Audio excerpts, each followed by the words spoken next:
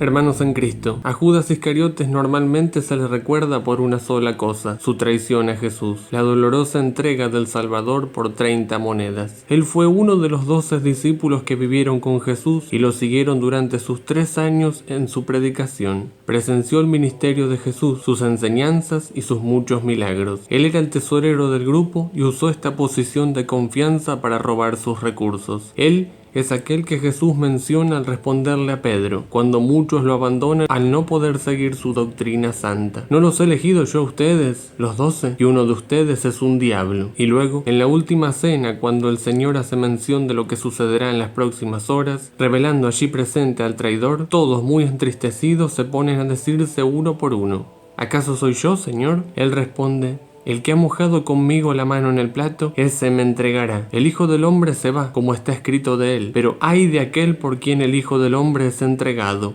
Más le valdría a ese hombre no haber nacido. Entonces preguntó Judas, sobre el que va a entregarle: ¿soy yo acaso, Rabí? Contesta Jesús: sí, tú lo has dicho. De las revelaciones concedidas por la gracia de Dios a la beata Ana Catalina Emmerich, podemos conocer otros aspectos del origen y actuar de Judas Iscariote. Así menciona la mística alemana. Después de la enseñanza en la sinagoga, Jesús fue con sus discípulos a una posada que se encontraba fuera de la puerta oriental de la ciudad, y había sido preparada por Lázaro para él y los discípulos en un terreno de su propiedad. Aquí se reunieron con él algunos apóstoles, entre los que estaban Bartolomé y Simón, que le hablaron de Judas Iscariote, diciendo que era una persona culta, hábil y muy servicial, y deseosa de seguir a Jesús. Al oírlos hablar, Jesús suspiró y pareció turbado. Cuando le preguntaron el por qué, respondió: no es todavía el momento de hablar de esto, es tiempo de pensar en ello. En aquel tiempo Judas conocía ya a todos los discípulos. Cuando supo que Jesús vendría a la región de Meroz, donde estaba a menudo, había buscado a Bartolomé y le había pedido que le presentase a Jesús. Bartolomé se había puesto contento con la propuesta y se puso en camino con él. También los demás discípulos sentían simpatías por Judas, por su disponibilidad y por sus agradables discursos. Judas Iscariote podía tener entonces unos 25 años. Era de altura media y no feo. Tenía cabellos muy negros, pero la barba era rojiza. Era ordenado y limpio en el vestido, y más finos de modales que los judíos comunes. Era sociable y servicial, y le agradaba sentirse útil.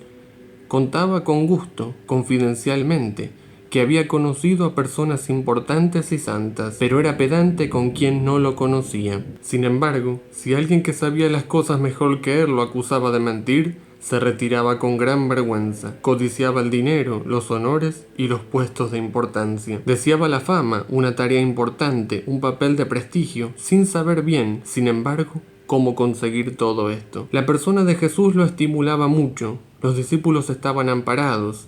El rico Lázaro era su amigo. Se creía que Jesús fundaría un reino. Todos hablaban de un rey, del Mesías, del profeta de Nazaret. Los milagros y la sabiduría de Jesús estaban en la boca de todos.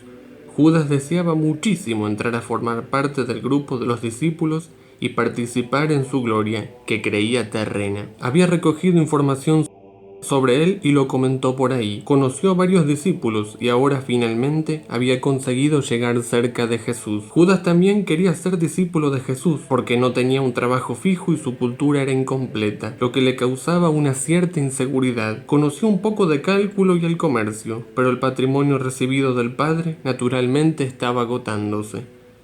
En el último periodo había realizado tareas de todo tipo por cuenta de varias personas, demostrando ser hábil y diligente. El sobrenombre de Iscariote le venía de una pequeña localidad de Judea denominada Kerishot. Sus padres habían vivido en ella durante algún tiempo. Sin embargo, llevaban una vida nómade porque su madre era bailarina y cantante. Era también poetisa.